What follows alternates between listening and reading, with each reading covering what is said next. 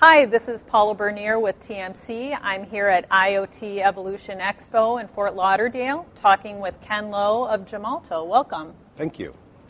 So related to IoT, security is a pretty hot topic these days. Can you talk a little bit about what's going on in that front and what the company is doing related to security? Absolutely. So Gemalto is a digital security company, and we're seeing a huge interest in security in the IoT space. It's a market difference from just a few years ago. A lot of the hacks, a lot of the things that have happened that have been so prevalent in the news have made companies wary of being the next victim. And we're seeing definitely a strong interest, and we have a variety of products to help them address that.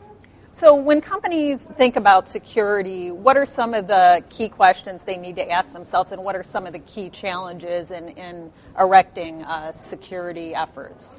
That's a good question. So a lot of the companies want a magic bullet. They expect to just add security and think that's going to do it, and it doesn't really work that way.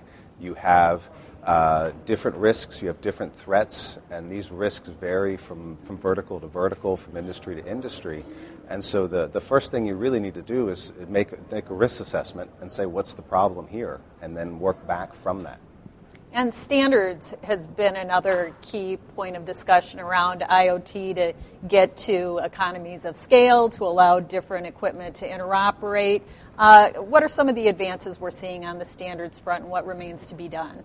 Also, lots of talk, lots of conversations around standards now. I was at a show last week for lightweight M2M, which is one of the emerging standards, and it was excellent. There were 8 or 10 vendors there testing interoperability of their products, clients and platforms, to make sure they did meet the standards in expected ways.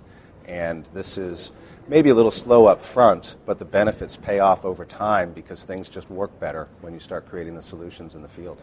Great. Well, thanks so much for being with us today. Thank you, Paula.